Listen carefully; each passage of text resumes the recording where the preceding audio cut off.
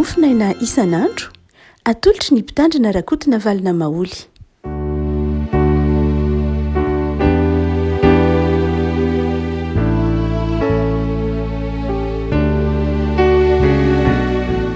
falmarabantsika rehefa kotratra ty talata fa 30 ny volana janoary ity ny mofinaina voalahatra ao antsika dia ny filazantsaramasina araka ny lika toko faefatra lika toko faefatra andininy fahatelo amroapolo ka hatramin'ny fahatelopolo lika toko faefatra andininy fahatelo amroapolo ka hatramin'ny fahatelopolo amin'ny anaran'i Jesosy.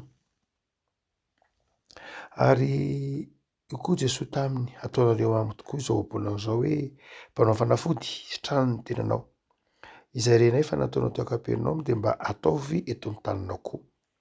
Ary io koa izy lazaiko aminareo marina tokoa tsy misy mpaminany izay akasitrahana ao amin'ny taniny fa lazaiko aminareo marina tokoa maro ny mpitondra tena tao amin'ny Israely tamin'ny andron'ny Elia raha niantona ny andro 3 taona sy 9 mbolana ka nisy misary mafy tamin'ny tany rehetra nefa tsy mba nirahina ho any amin'ny anankiray tamin'ireo Elia fa ho an'ny Zarefata any amin'ny tany Sidona ihany dia ho any amin'izay vehivavy mpitondra tena. Ary maro no boka ao amin'ny Israely tamin'ny andron'ny Elisa mpaminany nefa tsy mba nisy nodiovina na dia iray akory aza fa namana Siriana ihany. Dia tezitra loatra izay rehetra teo amin'ny sinagoga raha nandray izany ka nitsangana izy dia nandroaka azy hiala tao an-tanàna ary nitondra azy ho any an-tampon'ny avoan'ny orenan'ny tanàna mba hazerany any amin'ny antsana. Nefa izy namaky teo afoany ka dia lasa nandeha.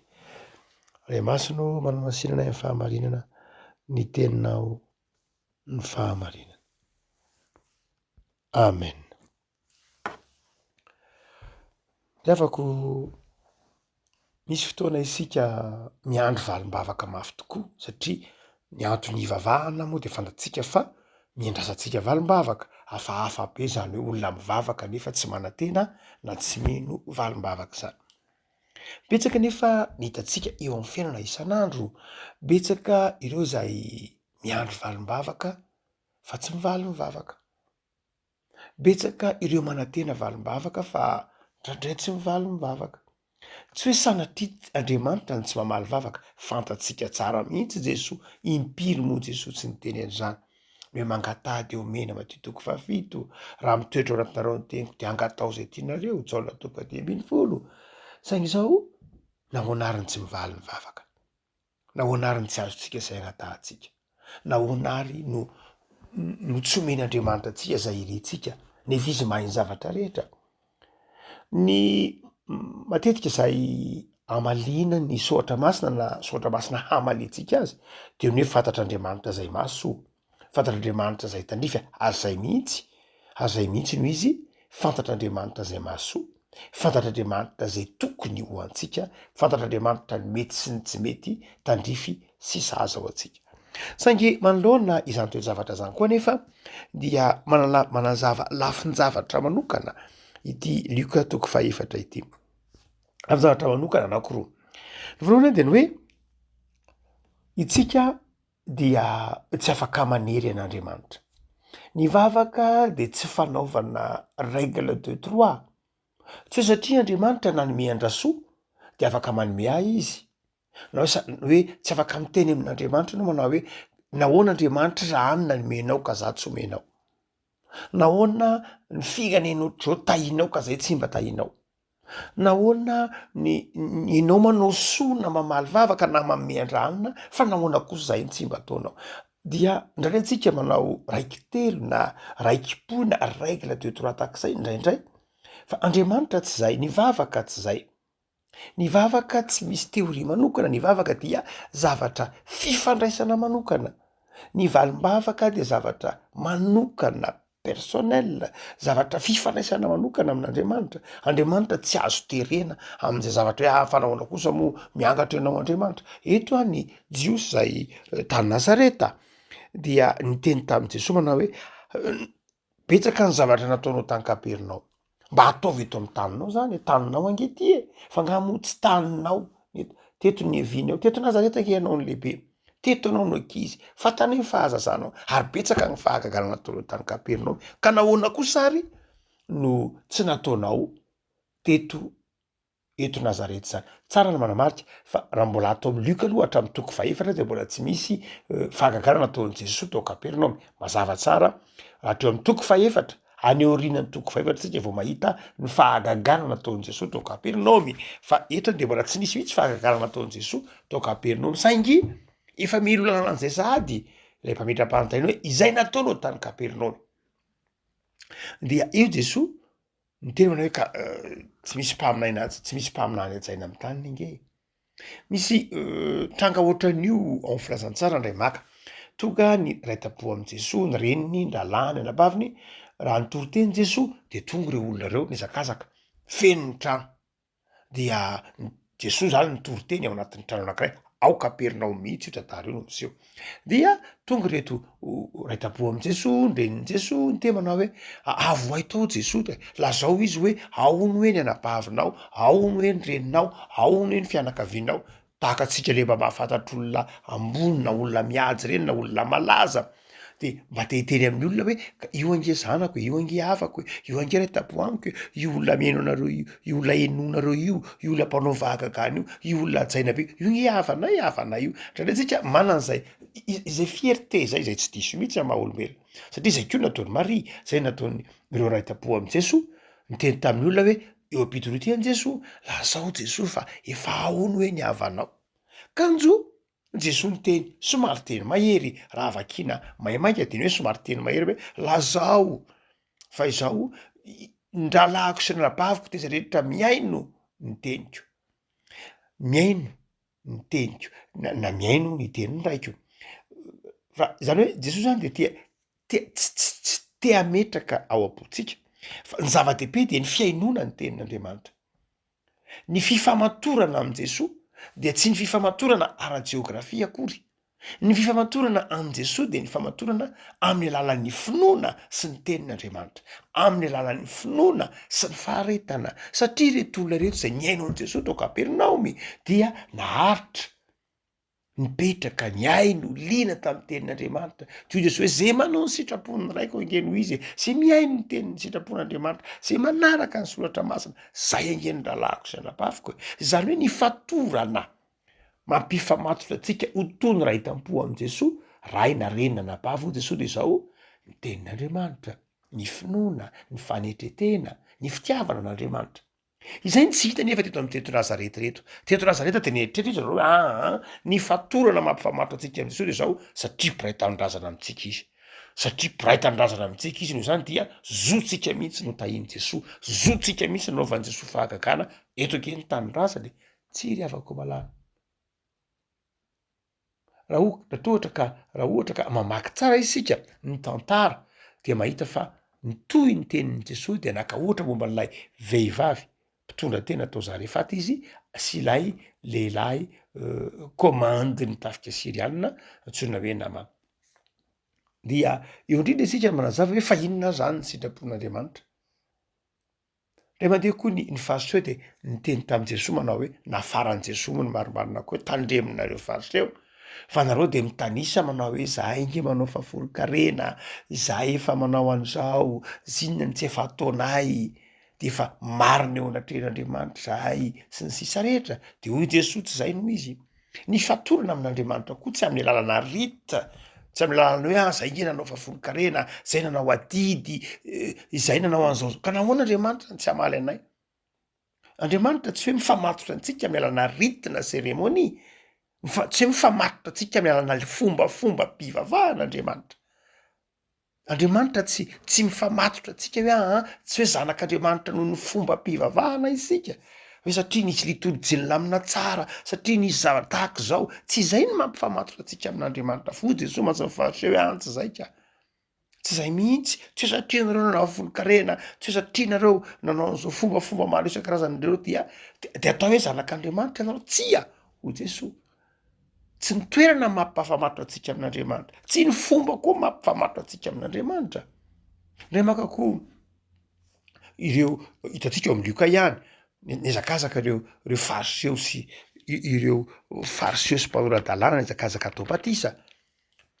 De hoy Jesosy, iza ny naniraka anareo handositra ny fahatezerana ho avy? satria eo de niteny manao hoe aza inge taranaky Abrahama zay taranaky Abrahama tsy andevin'olona zahay sy ny sisa rehetra de hoy Jesosy tandreminareo tsara fa hain'Andriamanitra mananga na taranaka ho an'ny Abrahama amin'ny reto vato reto fa aza mieritreritra aminao hoe ny firazanana no mampifamatotra reo amin'Andriamanitra tsy satria tarasa amin'ny taranaky Abrahama dia anana fifandraisana manokana amin'Andriamanitra tsia hoy Jesosy. Fa inona zany mampifamatotra antsika amin'Andriamanitra? Inona mampifamatotra antsika amin' Jesosy? Ny tanindrazana ve? Itsika malagasy tsy mpiray tanindrazana amin' Jesosy. Ny raha iraisana ve? Itsika tsy jiosy, itsika malagasy. Tsy manana raha iraisana am'ireo jiosy itsika raha ara-tantara. Inona azy zany? Ny fombafomba ara-pivavahana ve? Ny endriky ivelany, ny litody tsara rafitra ve? Ny teny tsara rafitra ve? Izany ve no mahatonga antsika ho zanak'Andriamanitra na mampifandray antsika amin'Andriamanitra? Tsia hoy Jesosy. Dia mianatra am'ireto ohatra ny meny Jesosy mazava reto isika, toy izy manao hoe jereo tsara ny tantaran'ilay vehivavy tao Zarefata sy ny tantaran'ilay lehilahy nodiovina dia namana Siriana. Ino nampianarin'ireo tantara reo? Zavatra roa na telo. Ny voalohany de izao, ny toetran'ilay vehivavy tao Zarefata. Inona ny toetrany? Inona ny toetran'ity vehivavy ity ka nahavaky vavan'i Jesosy? Ny voalohany de izao, hitatsika zany tantara zany ao amin'ny Mpanjaka voalohany toko 17. Hoy Eli taminy, hoy ilay vehivavy zany tamin'ny Eli, raha velona koa Jehovah'Andriamanitra ao, tsy manana mofo na de ray akora aza, fa koba kely eran'ny tananan'ila ao amin'ny barika sy diloilo iray foana amin'ny tavoara, ary maka tapaka azo roa aho ka hiditra namboatra ireo hoanina mianaka teo faty izay. Satria Eli niteny tamin'ilay vehivavy io hoe masiny ianao hitondray mofo kely eny an-tananao. De io le vehivavy manao hoe inona moa no omeko anao? Inona moa no zay nge mantsy zay nge tsy manana inona e. Dia hoy Eli mandehana ataovy ihany zany tena ataon'ilay vehivavy zany hoe ity vehivavy zay na ny raha ny tompo any Eli ity hoe ndany ianao mandositra ny Zarefata ary ny olona melona sy karakaranao de zao vehivavy mpitondra tena fadiran'ovana mantra. Zay teny eto manao hoe tsy manana afa-tsy koba eran'ny tananan'ila. Fa inona ny toetran'ity vehivavy ity? Olona tia olona lay fisaratsaina hoe izy mianaka tsy manana afa-tsy koba eran'ny tananan'ila. Io koba eran'ny tananan'ila io nefa ny ho alain'ity mpanompon'Andriamanitra hoe ome ho ahy io hanaovako mba hanaovana mofo ahy. Iza eo amin'ny toeran'ity vehivavy ity no anome hoe io farany io sisa ny toerana vanim-potoana mosary. Iza no nanana zany toe-panahy zany hoe eny ara fa omeko anao ty, ataoko zany. Satria Eli niteny aza matahotra ianao, minoa ianao, fa ataovy io aloha. De nakatoa lay vehivavy. Zany hoe lay vehivavy eto mpitondra tena de zao sady nanana fanetretena, nanana toetra fahafoizana any Eli, tia olona sy antra olona ary mihoatra noho izany nino sy nakatoa ny tenin'ny Eli izay ny tsy hita tao amin'ilay mponina tao Nazareta, fa nieritreritry izy ireo hoe droit ny fitahian'Andriamanitra. Nieritreritry izy ireo hoe droit ny fitahian'Andriamanitra hoe tsy maintsy tahinao zay Jesosy, droit anay ny tahinao. Ahoana zay ny tsy ho tahinao? Betsaka ny nataony taminao, betsaka ny zavatra nataony. Ahoana ny tsy ho tahinao zay? De hoy ny tompo eto Jesosy hoe tsy droit zany. Fa ateraky n'inony zany? Fahasoavana zany. Fahasoavana ny nahatonga ny Eli ho tao amin'ny tranony ity vehivavy mpitondra tena ity. Fahasoavana zany. Ary fahasoavana valiana sy raisina amin'ny finoana. Zay ny valim-bavaka. Ny valim-bavaka de tsy hoe droit akory, fa ny valim-bavaka de fahasoavana, ary fahasoavana valiana sy raisina amin'ny finoana. Ny valim-bavaka de ateraky ny fifandraisan'ny fahasoavan'Andriamanitra, fihaonan'ny fahasoavan'Andriamanitra sy ny finoan'ny olona. Zay ny valim-bavaka. Misy ny valim-bavaka rehefa mihaona ny fahasoavan'Andriamanitra sy ny finoan'ny olombelona. Ny finoan'ny mpino, ny fahasoavan'Andriamanitra tsy ritra, fa misy mandrakariva. Ny finoantsika indraindray ny tsisy. fa ny fahasoavan'andriamanitra misy mandrakariva no zany de zao nahoana de zao mahatoky ny fahasoavan'andriamanitra. Zay ny vahalohany voalohany zay asehon'ny tompo eto hoe inona moa no mampifamatotra atsika amin'andriamanitra, tsy ny fomba, tsy ny endriky ivelany, tsy ny toerana, tsy ny raha iraisana, tsy ny sy raha izany de tsy manana anjara n'inon'inona amin'ny Jesosy mihitsy tsika, fa noho ny fahasoavan'andriamanitra sy noho ny finoatsika, noho ny fanetretenatsika, noho ny fandraisantsika an' Jesosy, zay ny mampifamatotra atsika amin'andriamanitra ka mahatonga atsika fantatr'andriamanitra. Fa ny faharoa lehibe zay hitatsika amin'ny tantarany ohatra nalain'i Jesosy ko eto de momba n'lay lehilahy antsoina hoe Namana. Hoy Jesosy manao hoe betsaka ny boka fa Namana no nisotran'ny Elisa.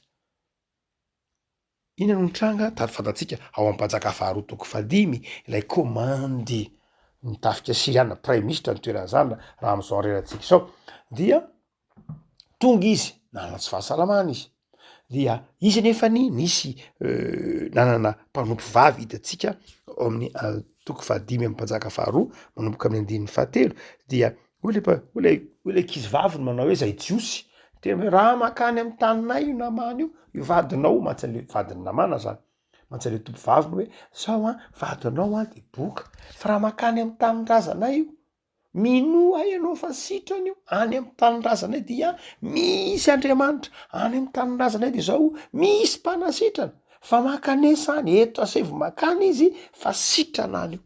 De io vadiny namana zao no tenin'ny ankizy vavy kely ty, mba mandehana hono ianao makany amin'ny tanin-drazany fa sitrany ianao.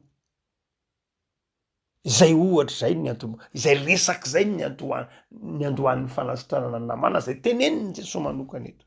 Inona moa ny toetra ampianarin'i Jesosy atsika am'zany raha nandray ohatra izy, inona ny toetra tsy hitany tao Nazareta ka hitany tao amin'ny toetra ny namana? Zao ny fiainona, ny toetra ny fiainona eritrereto hoe ankizy vavy kely, mpanompo kely ao an-trano lay prime ministre no miteny manao hoe raha makany ianao de sitrana. Raha olo-kafa zany de niavinavina manao hoe inona koa inona koa ny mamarina zay ianao kely ho vesy inona mifantatrako ianao raha mpanompo mahay an'izany ve ny Andriamanitra reo ko maninona tonga mpanomponay ianao, maninona ny resinareo fa nino namana, nino namana, ny aino izy sady ny aino ilay mpanompo keliny izy no ny aino ilay vadiny koa aza ary dia ny tonga fanasitranana ho azy lay fiainona zany tena zava-dehibe, lay fanetretena ary lay fanetretena mifamatotra amin'ny finoana nahatonga ny namana nandeha namakivaky lalan-davitra ary nyteny tamin'ny mpanjaka manao hoe tsofo rano ary mpanjaka fa aleo aloha mba hitady zay mampetipety ny mahasitrana fa mino aho fa andeha ho any am'izany toerana zany de ho sitrana. Avako malala, inona ny mampifamatotra anao amin'Andriamanitra? Tsy hoe kristianina ny ray aman-dreniko de kristianina mazava ho azy, kristianina ny ray aman-dreninao de nahafantatra an'Andriamanitra ianao fa mila fanapahan-kevitra. Maha-kristianina de mila fanapahan-kevitra, mila fahatserovan-tena manokana, mila mahafantatra hoe inona moa ny tena maha-kristianina, inona ny mampifamatotra amin' Jesosy, inona ny mampifamatotra amin'Andriamanitra.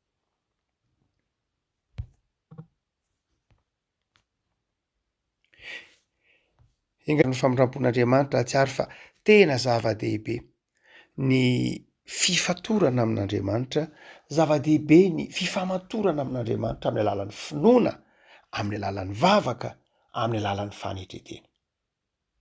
Hotsika manao hoe vaovaon'ny taona mampametram-panontaniana hoe inona moa ny maha-kristianina anao, maha-kristianina atsika de voavalinao ny fanontaniana hoe za mino ny famelan-keloka nataon'Andriamanitra tamin'ny alalan'i Jesosy, za mino ny fitiavan'Andriamanitra ao am' Jesosy, za mino fa Andriamanitra dia eo akaikiko mandrakariva ary mamaly mivavaka zay ataoko noho ny fahasoavany sy noho ny fahatokiako azy.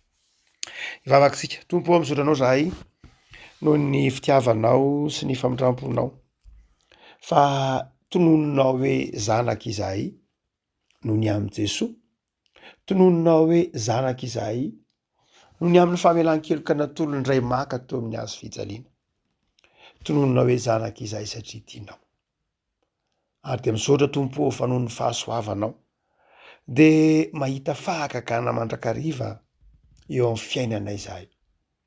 Soa ra tompo fa noho ny famindramponao de tsy manary anay ianao, tsy mandatsy anay ianao. De ankehitriny tompo ampy io reny ny finoanay sy ny fahatokinay ianao. Ataovy miorina ao aminao Andriamanitra ny fanoloran-tenanay ary aok'izay ajiary fa ny fahasoavanao tsy tapitra. Ny vola mikarena mety lany reny. Ny fahasalamana koa aza mety mandalo reny. Fa ny fahasoavanao tsy lany, ny fahasoavanao feno. De aro-tsay aminay ny fahasoavanao Tompo. Iorenanay amin'ny finoana, tsy hanompoana ianao amin'ny fahazarana, tsy hanarahana ianao amin'ny fahazarana, fa hanarahana ianao amin'ny fahatsiarovana fa ny Andriamanitra ity anay, ny Andriamanitra tsy mandatsy anay, ny Andriamanitra mahafantatra ny tokony ho anay. De tahito herinandro zay vao manomboka ity Tompo, da io zao herinandro zay tombonandro omenao anay zao, entinay miasa, entinay manompo anao, entinay mantanteraka ny adidy maro samihafa, atao feno fifaliana zahay. Jereo reo marary sy trano, jereo reo manana olana ampahirezo, jereo reo milofo amin'ny fianarana sy milofo amin'ny asa, ataovy mahita fanambinana. Anjakao ny tokantrano tsirairay avy. Jereo zao tontolo zao zay anjakan'ny olana maro samihafa, ny ady an-trano, ny korotana, ny fifankahalana, meteza Tompo ianao hamaha-olana ary hanome anay fanetretena. De ao aminao Jesoa no mbola anakinanay ny fiainana isan'andro sy hanantenanay ireo anay valim-bavaka. Amen.